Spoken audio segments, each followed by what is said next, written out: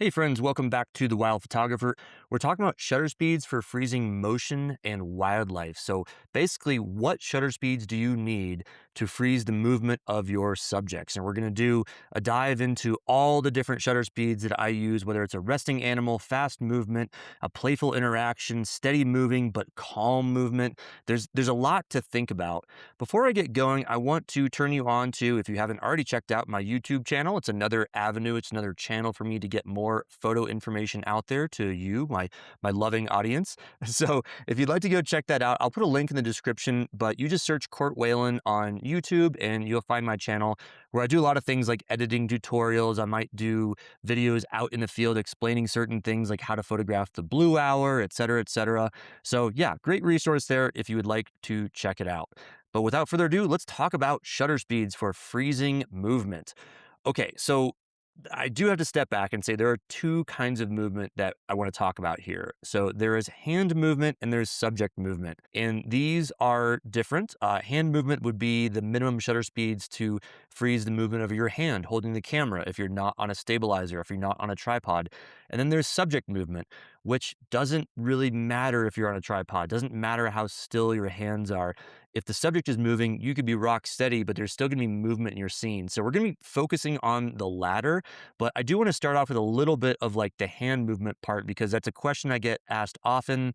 It's an area that is a little bit confusing to people. So we're going to talk about first just a little snippet on how to freeze hand movement when you're taking shots, irrespective of what your subject is doing. So this would kind of go into the world of landscape photography.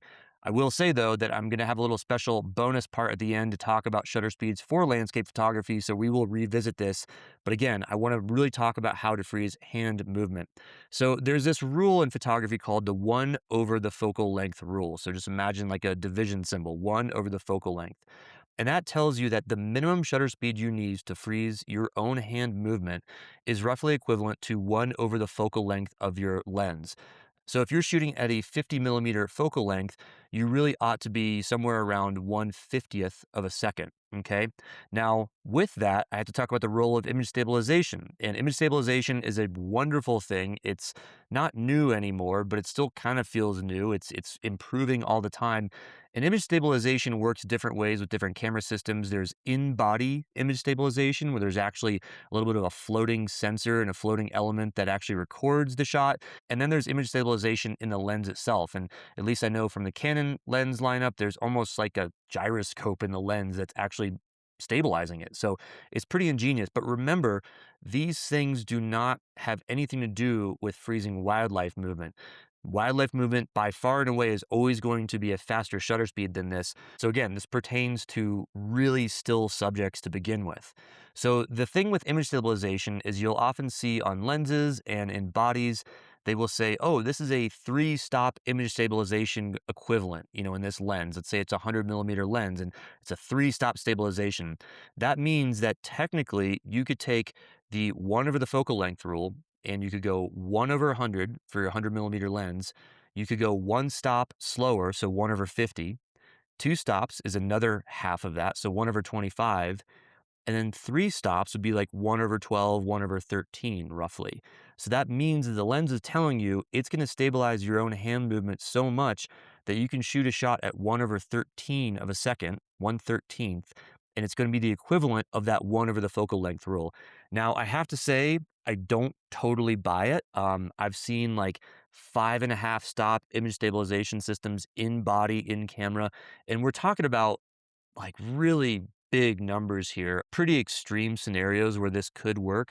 So I'm not going to go in super deep depth in this because this is a shorter episode, but I want to tell you that I really wouldn't ever go slower than 1 over 1/2 of the focal length with all your big fancy image stabilization in body, in lens, combine the two of them together. So once again, let's use an example. If you're at a 100 millimeter and you're at 1 over 100 for your minimum 1 over the focal length rule. This means I still wouldn't shoot slower than 1/50th of a second to eliminate hand shake, hand movement from the equation. Okay, so now that we got that bucket out of the way, let's focus the rest of the episode on subject movement, wildlife movement, because that's really what I want to talk about today. I will give you a couple quick caveats. One is that blurred motion can be beautiful. So I'm talking about the range and especially the minimum shutter speed in each different scenario. Like I'm literally going to list this off, starting with a resting animal to a slightly restless animal, all sorts of stuff like that. But just remember that these are to freeze motion. This doesn't mean that you have to freeze motion each and every time because it can be really, really beautiful if you do get slight blur in certain scenarios. And I'll be sure to call that out when I think about it as I go over these examples today. So for most of the talk, I'm going to give you freezing movement techniques, but I am going to end with recommendations of how to break those rules and appropriate shutter speeds and some scenarios of when I might actually like to inject some intentional motion blur in my wildlife photography. Another caveat is that these are quote unquote ideal shutter speeds. We're often forced into slow shutter speeds or slower during low light scenarios. This doesn't mean that you have to shoot at these shutter speeds in order to have any chance of getting the shot. I can't tell you how many times I want to be at 1/250 of a shutter speed, but I would be at ISO 12,000, 25,000, and I know that my denoise software just isn't going to cut it for the quality that I need for that shot. So I might go slower. If I need, quote unquote, need to be at 1/250 for a certain scenario, I might go to 1/125. I might go to 1/80, but I'm doing that knowing I'm intentionally breaking this kind of rule here. So I have to be extra cognizant of motion in my hand and in my scene. So again, it's a good barometer. It's a good bellwether for where you should be at, but this doesn't mean you have to be at in order to get the shot. There are times when you can break these rules and go a little bit slower and still freeze wildlife movement. And then the final thing before I go into this list is I really want to talk about the risk. Like, what is the risk of having quote unquote too slow of a shutter speed? Well, very simply put, your animal, your wildlife, your subject will just look out of focus. Okay. And so this is the big line in the sand of intentional motion blur versus a very slight motion blur.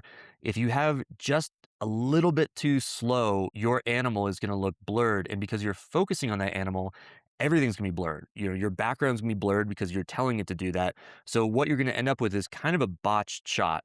So the real risk here is that you will look like you didn't achieve focus. It'll look like the photo is blurred, not in a good way, not in an artistic, beautiful way. We'll get to that in a second, but let's go over the list. Okay, so I'm going to start from slowest to fastest, and I'm going to give you a range of shutter speeds for each of these. And I'm going to try to give you some examples of what this might look like because, the quote unquote resting animal, well, what does that mean? Well, this means, this is number one, a resting animal is no movement. Like this thing is sleeping. This polar bear is down for the count.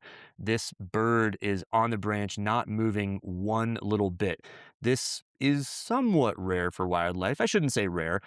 It's just equally common to have some sort of movement. So you don't always get a resting animal, but you will come across resting animals. So this is really important is because sometimes resting animals are early in the morning. It's late at night and you want to push that threshold. So ta-da, the shutter speed range for a resting animal of really no movement at all is 1/100 to 1/250. And I will say, as I'm getting into this, I realize that I should also clarify that the focal length, I'm trying to be very general here because we could get into, if you're shooting, say, on a 600 millimeter lens, these ranges could be a little bit different than if you're shooting at a 100 millimeter lens. But I'm using this as a general wildlife photography guide, and we're all shooting somewhere between, 200 and 400, maybe 500 most of the time. So just know that there is a little bit of room for error, but we're talking about like a fraction, like not a whole lot. These are pretty darn solid. But yeah, just think of typical available wildlife photography lenses out there in the range that you're likely to be at on 95% of wildlife safaris and sightings. Okay, so I'll repeat the first one because I kind of rattled on there a little bit. Resting animal, no movement, 1/100 to 1/250. Okay, the next one is what I would call a slightly restless animal. This is periodic movement. It's not completely still all the time. So we're going to ramp the shutter speed up a little bit so that if there is an ear twitch, if the head is just moving ever so slightly, if it's just looking around, maybe it's a lion in the grass and it's just, it's not sleeping.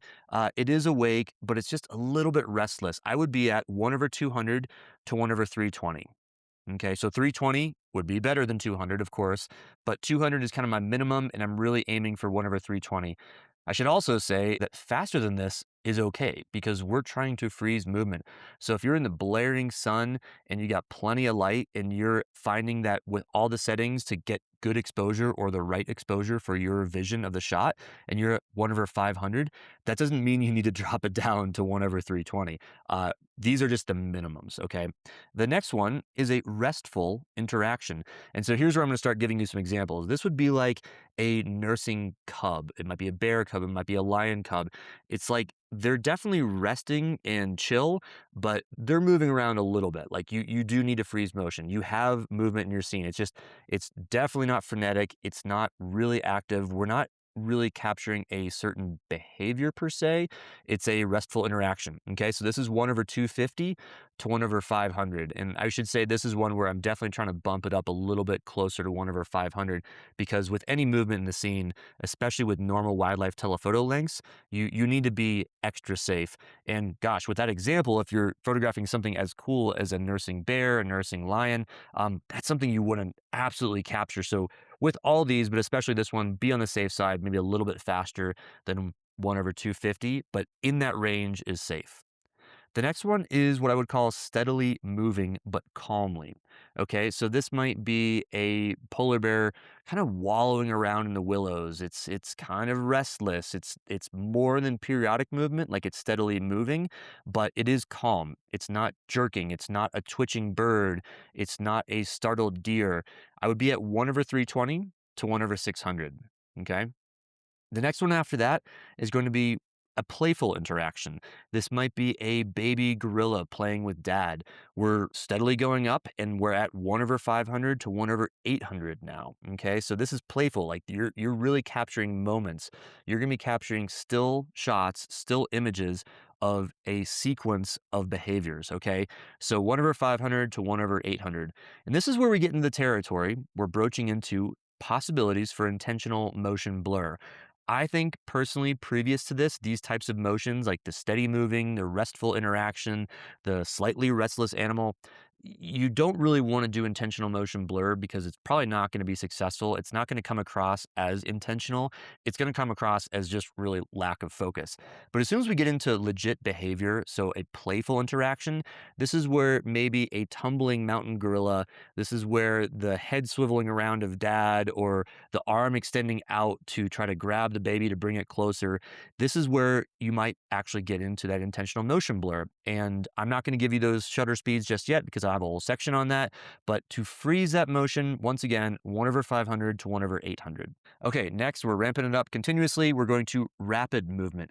This would be a mammal walking. I've used the bear example a lot, so we'll switch to a raccoon walking. I don't know if you photograph raccoons, but some sort of mammal that is walking or maybe trotting. We're not looking at a full run. This is kind of casual, not running away from something, not running towards something. We're looking at steady movement that might be on the verge of fast paced.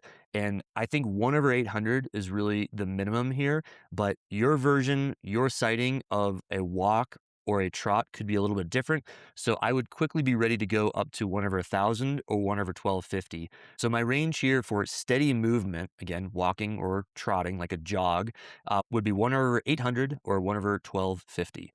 Now let's get into fast movement or like a rapid movement. This is not a jerky motion, but this might be bears rolling around. It might be bears sparring. It could be a chase. This is where we're going to want to be at 1/1600 to 1/2000. We're getting into fast shutter speeds at this point. This is where we are really trying to freeze just about anything that's coming across our way. But there is another level beyond this, and I'm going to call it frenetic movement. And there's a fine line, fine difference between fast and frenetic. I mean, what do these things really mean? But frenetic movement would be like that twitching. It would be a flying bird. It would be animals pouncing, like reactionary stuff, like really fast twitch muscle stuff. And again, we're going to start at 1/1600, but we might want to move with this fast reactive kind of pouncing movement to 1/3200. Okay. So much faster, right? And that's kind of really where I personally top out. I think 1/3200 is about as fast as I'm really ever going to go. You could go to 1 over 4,000, but honestly, once you get to this range, 1 over 3,200 really should satisfy just about any movement that you're going to get. Let's say you might be photographing hummingbirds. Okay, there's a great example where these things are beating their wings just, dozens, if not hundreds of times a second. Bumblebees, I get it. But considering most cameras top out at 1/8,000th of a second, it's probably gonna be somewhat difficult to freeze the perfect wing beat of something that is just absolutely another level of fast. So I'm not telling you to not go to 1 over 8,000. Heck, why not? Go to 1 over 4,000. But again, when I'm thinking in my brain with really fast reactions, when these scenes kind of erupt before me, I'm ramping myself up to 1 over 1,600 and 1 over 3,200 if we get really fast movement. Again, pouncing, flying, really fast moving stuff. I want to give you a note on twitchy birds. Okay. I know we have a lot of bird photographers out there. I love photographing birds as well. I would say a twitchy bird is something where it is landing on a branch or a tree or a bush and it's standing still for a second and it's moving on. It's standing still and it's moving on. So it's not that it's continuous fast movement. Like I can't really put twitchy birds in these other categories because they change categories from half a second to half a second. So truly you could get away with photographing a bird on a branch that is twitchy at 1 over 250 and need to go all the way up to 1 over 1,600 because if they are moving at the exact moment you hit the shutter, that 1,600 is going to be very helpful. But if you can time it right, and there is truly a way to time it right, there's a little bit of finesse. I'm going to give you some hacks for ways to do this just here in a second. Is 1 over 250 in those periods of rest between twitchiness, that could be just enough. And especially when you're thinking of birds under the canopy, maybe at dawn or dusk in lower light, being at 1 over 250 is going to give you a lot more light, a much lower ISO than 1 over 1,600. So don't automatically think that just because an animal has been moving fast and is resting for a moment, it doesn't mean that you have to be at the fastest possible scenario in order to get it. Sometimes the timing and these other hacks I'm about to tell you about is really the sweet spot. Before I get into those shortcuts and those hacks, I want to talk about intentional motion blur. So intentional motion blur, I mentioned, this is when you're actively having a very slow shutter speed to showcase the action. And as I get more and more and better at photography and have more and more opportunities to experiment, I've got the classic shot that I wanted of frozen motion, but now I can play a little bit. I love intentional motion blur because it is something that differentiates you in your photography. I hear a lot of questions. I talk a lot about how to differentiate yourself as a photographer, how to get images that look different from everybody else's, but are still very aesthetic and very beautiful. Well, adding in some intentional motion blur from your wildlife subject is a great way to do that. So what shutter speeds are we looking at? We're looking at something less than 1/40th of a second, 1 over 40. Okay. So quick caveat here is that, the shutter speed that you need in order to get that sweet spot of intentional motion blur very much depends on the rate of movement of the animal. So we just mentioned at the end of this list, like the really fast, rapid movement or the fast running or chasing or fast twitch muscles, it could be faster than 1 over 40 for those extreme examples. But really for everything else, like even polar bears sparring, a gorilla dad reaching for his young baby, we're looking at something probably less than 1/40th of a second. But really, I think it gets even better, more interesting when we get really slow. So I would say start at 140, then continue to try in steady increments, slower and slower, 1 over 20. 1 over 10, 1 over 8, 1 over 5, and maybe 1/2 a second, 1 over 2. I will say that it might not seem like a big difference when I rattle off these numbers right now between 1 over 10 and 1 over 8, but I can promise you when there's movement in the scene, there's actually a potentially very big, meaningful aesthetic difference between 1 over 10 and 1 over 8. So you want to try all those things. Does this mean that the animal has to be behaving the way it is for longer? Yeah. Does it mean you have to be more focused and more intentional in dialing in your shutter speed and changing settings and moving quick and fast and deliberately? Yeah, it's not easy. I have to admit, it's not an easy thing to do. But once you get the hang of this, if you can master this technique, it opens an entirely new world of opportunities with your wildlife photography. One interesting sort of asterisk with all this, with intentional motion blur, is the potential, the ability to pan as your wildlife is moving. Now, in my long photo career and literally millions of photos taken, this hasn't presented itself all the time. It hasn't presented itself all that often, to be honest. This is kind of a rare thing, but to be able to pan in the direction and follow wildlife while it's moving at a slow shutter speed can be one of the most beautiful differentiating photos that you're going to get out there. So what this involves is seeing an animal moving kind of in a line, it needs to be in a predictable movement, and then you are going to be following it with your lens, meaning you're tracking it and you're keeping that animal, that bird, that deer, that whatever it might be, in the same part of the frame as you hit your shutter with a slow shutter speed. Again, 1/40, 1/20. And so what this does is if you get really good at this, and it takes practice, but if you keep that animal in the same part of your frame such that it doesn't increase in size, the animal's not coming towards you, it's not going away from you, you're not zooming in, of course, while you're doing this, but you keep it relatively, I think it's easiest to be in the middle of your frame, crop and compose later, and you follow it while you're moving. That moment that the shutter is open, 1/20th of a second is a decent bit of time to go from point A to point B as you angle your lens from left to right, is you're going to get this really beautiful streaky background of the vegetation, of the tree, of whatever it might be, with the animal actually in decent focus. And because there's so much motion in the background, there's so much blur and streaking, even a little bit of blur in the animal itself can be okay. It'll be fine because by comparison, your animal is relatively sharp to this wildly blurred, streaky background. So panning is something that is really kind of like the ultimate level of intentional motion blur, panning with wildlife. But I'm thinking of things like safari photography, where you do have animals like cheetah running on the savannah, where you might have wild dogs chasing after an impala, and you might be able to find them doing this point A to point B, left to right or right to left, such that you intuitively know, now that you've heard this, I'm going to throw my camera on 1/40, 1/20, and I'm going to follow it with my lens. I'm going to pan as I'm holding the shutter down. So I'm not holding my lens still. I'm literally moving my camera as the shutter is being pushed. And voila, maybe one of the shots of the trip. Okay, so now let's talk about hacks to push the limits on all these sort of things. Like, how can I get maybe slower shutter speeds than I even referred to here? How can I minimize that risk of the animal looking out of focus? Well, I've got a list here. So the first one is about higher ISOs and being willing and able to denoise in your editing software. This usually involves shooting with raw format. So the reason for this is that as I give these ranges, like let's say the playful interaction that I referred to, the baby gorilla playing with dad, when I give you the range of 1/500, 500 is really the absolute slowest, but 800 could be really, really good. And you might find that really the shot is better at 800.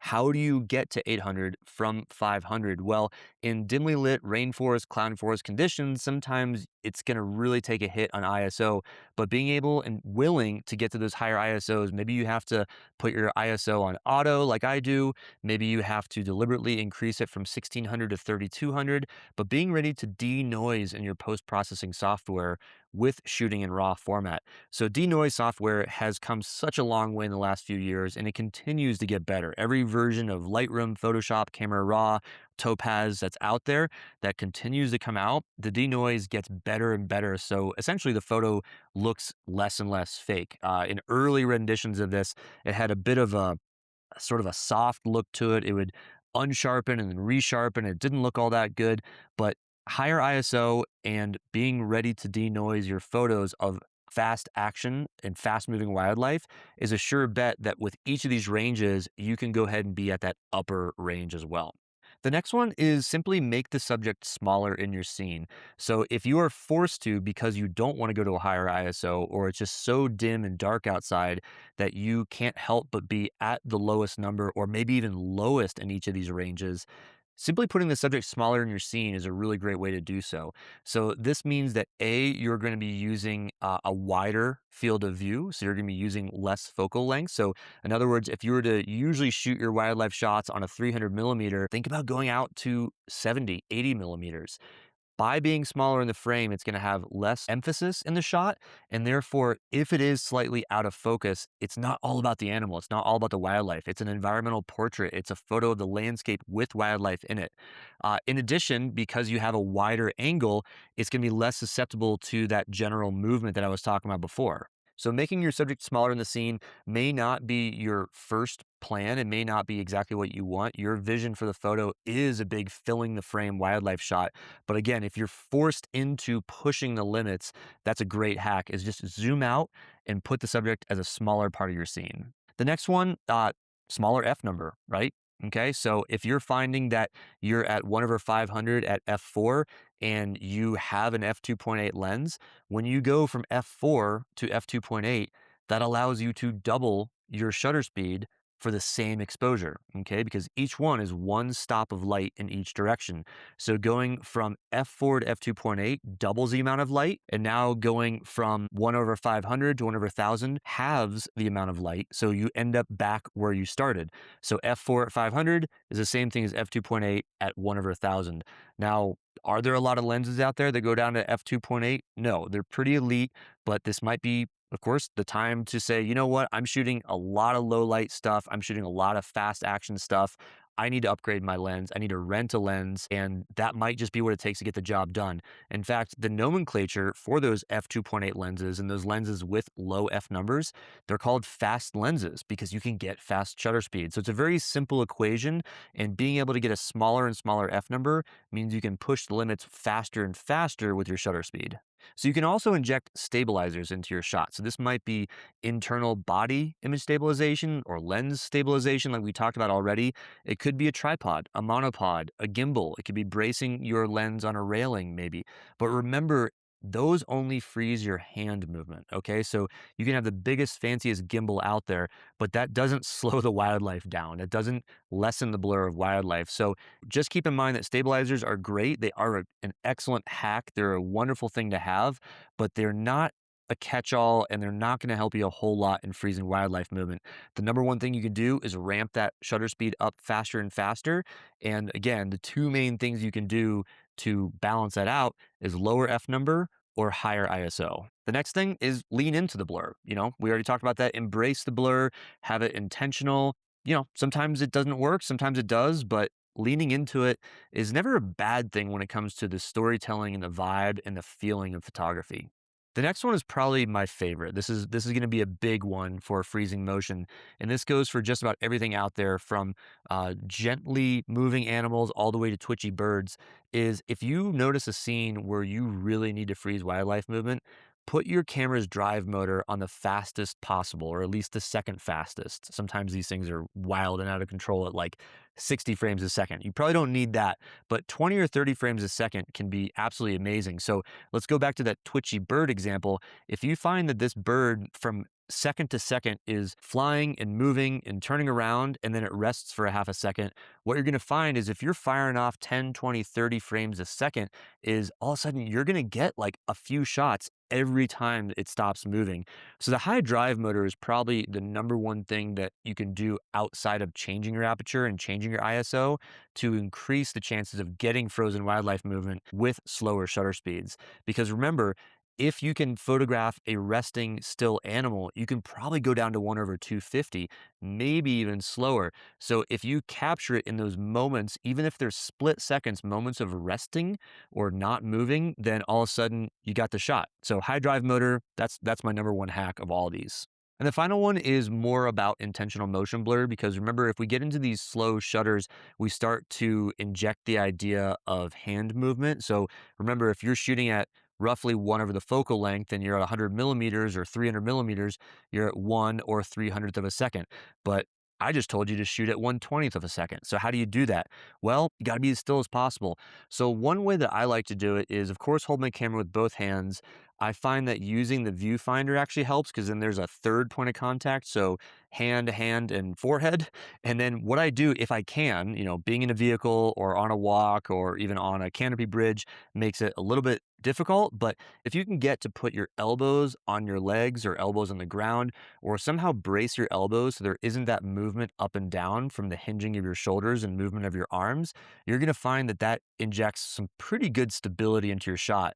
So 3 points of contact, both hands, forehead, and then both elbows on your knees or on your body or even on a railing is going to be hugely helpful. You can also brace your camera on something. I've shared my bandana trick with many people, and they're so delighted to learn this. Is that if you just simply tie a bandana or an old T-shirt on the front of your lens, you can actually rest that on metal objects, on bridges, without dinging your camera, without the metal to metal sound, and it gives you just a little bit of stability, so that you can brace that lens on something very, very solid, like a handrail, like the side of a vehicle, and also not damage your camera, and even buffer a little bit of movement if that vehicle is rumbling a little bit or coming to a stop. The bandana t-shirt trick does really, really well for bracing your camera for those slow shutters. And the final thing is I'm going to talk about landscapes. So, what shutter speeds do you need for landscapes? So, the great thing is that landscapes don't usually move. So, I generally go for something like a 1 over 50 as my absolute slowest for good, crisp landscapes. But again, it does depend now on your focal length. So, if you're shooting at a 10 millimeter or a 16 millimeter or 20 millimeter lens, you might have a little bit more leeway. You might be able to shoot at 140, 120 without bracing yourself with image stabilization and get a really crisp, clean shot. But the thing with landscapes is that blur shows up big time. I think the real emphasis of landscape shots is beautiful, clean, crisp, defined images. So with wildlife, the viewer knows that there's probably some movement. So there's just mentally in the back or the front of their mind a little bit more leeway, a little bit more forgiveness if there's just a slight out of focus and a slight movement. But in landscapes, if your camera's moving, the whole landscape's gonna be blurred, and there's really a lot less tolerance in the viewer's world for something that isn't a crisp, clean, sharp landscape shot. So where I say 1 over 50 is my absolute slowest, I'm really aiming, honestly, for like 1 over 200, 1 over 250, even with the 35 millimeter, even with the 24 millimeter. I am really overcompensating with my landscape shots. But then, let's remember, landscapes don't move, and this is why tripods exist. A tripod is not going to slow down wildlife movement, but it is going to take your hand movement out of the equation. So if you're really into landscapes, bring a portable tripod, put your camera on the ground, brace it on something, get that camera to be out of your hands and not moving if you really need to push the limits in low light photography with slow shutters. And there we go. A dive into all the different shutter speeds that are recommended and possible and practical with freezing wildlife movement. And I hope you enjoyed some of the bonus tips, the hacks, and also some of that intentional motion blur, because all these things are super helpful to me out in the field. And I hope they're helpful for you on your next photo adventure, whether it's in your backyard or in some far flung corner of the world. Before you go, I'd like to ask that you consider joining my e-newsletter. I send a couple emails out a month. These are summaries of these articles. It might be a list of these shutter speeds. I'll also put these in the show notes, of course. But it might be topics that I don't cover in these podcasts. It might be new video announcements. It might be some conservation tips. It might be wildlife information. So check out my website and join my e-newsletter at www.courtwhalen.com. And I'd love to see you on my mailing list. I look forward to being in touch. And I, of course, look forward to the next episode. Thanks, y'all.